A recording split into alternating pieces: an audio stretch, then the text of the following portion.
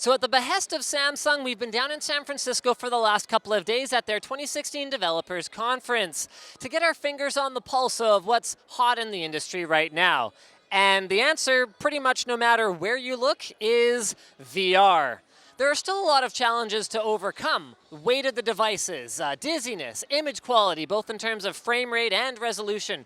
Cost, the requirement to have a phone connected, though Samsung did hint they are working on standalone devices. But there is a lot of cool stuff coming down the pipe that is going to help continue VR's march towards mainstream acceptance. First up is the Gear 360.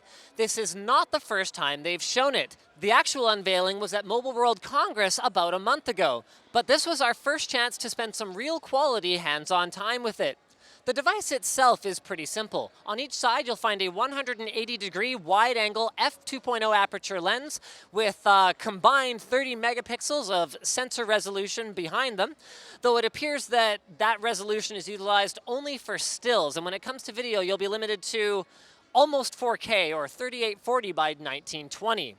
The unit we checked out isn't quite finished, so the side door was taped on, but that didn't stop us from popping it off to have a look at the micro SD slot and swappable 1350 milliamp hour battery that's good for 2 or so hours of recording. The camera is dust and splash resistant. There'll be an IP68 rated case available later, and we're expecting, at the time of filming this, it to cost somewhere in the neighborhood of $400 given its €350 price across the pond. That's cool, Linus, but how does it work? Really well, actually. This is an impressive little piece of kit. You pick your mode. Stills, video, time-lapse, or short looping video is a separate mode from video for some reason.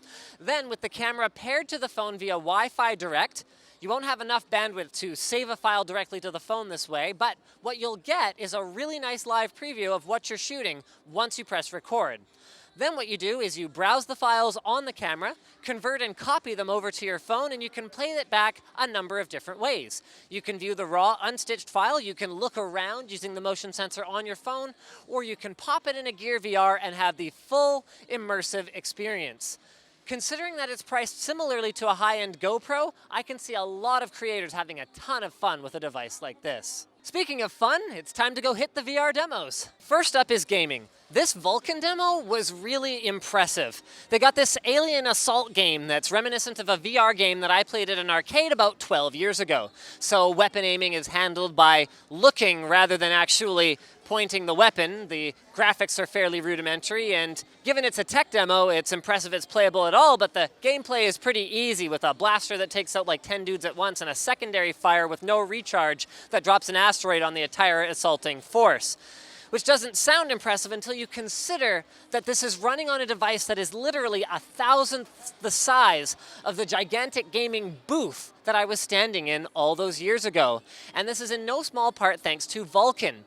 The low-level API that is now supported on the Galaxy S7 is capable of volumetric effects, real-time shadows, light refraction, anti-aliasing, translucency, and in a nutshell, a similar or better graphical experience than what you could expect from an Xbox 360, a last-gen gaming console. I mean, sure, you won't be running this real-time star mass accumulation demo in a VR environment yet, but seeing the performance improvement from OpenGLES to Vulkan gives me more hope for the rate at which this is going to improve in the future. Downstairs, we found a couple of more impressive demos. What stood out about this one was the fact that aside from using cameras to track the location of the person, they tricked out these Nerf guns with lights and actually, I think they're Bluetooth wireless triggers, so you could play another sort of drone assault game, firing the gun independently of where your head is pointed. Because it's wireless, the latency did make it a little bit disorienting, but man, when accessories like this come out for lower latency solutions like the HTC Vive, whoa, VR, man, very cool. Which isn't to say that every game-like VR experience has to be all about the lowest possible latency. I think the most impressive demo we saw was from Globacore. They had this sort of escape room with 8 $3,500 OptiTrack cameras feeding into a 6-core desktop running a GTX 980. And then from there, the positional data was streamed over Wi-Fi to a Galaxy S7 in a Gear VR that is actually running the game itself, the graphical fidelity of which was the best we saw running off of a phone here at the show.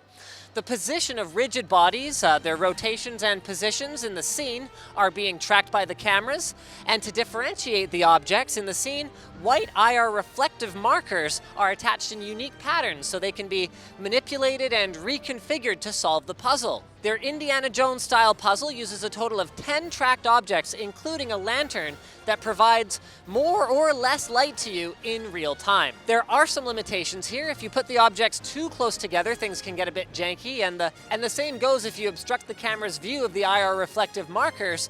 But overall, the immersion was the best out of the demos we saw, and they even told us they had problems with people trying to run out of the room that they were trapped in once the door lifted, and had to physically restrain people to keep them from barging into a physical wall. Oops. So thanks for checking out our VR roundup here at the Samsung Developer Conference 2016. Don't miss any of our Samsung Developer Conference videos by checking out the applicable playlist. And if you're not subscribed to Linus Tech Tips, make sure you do that as well.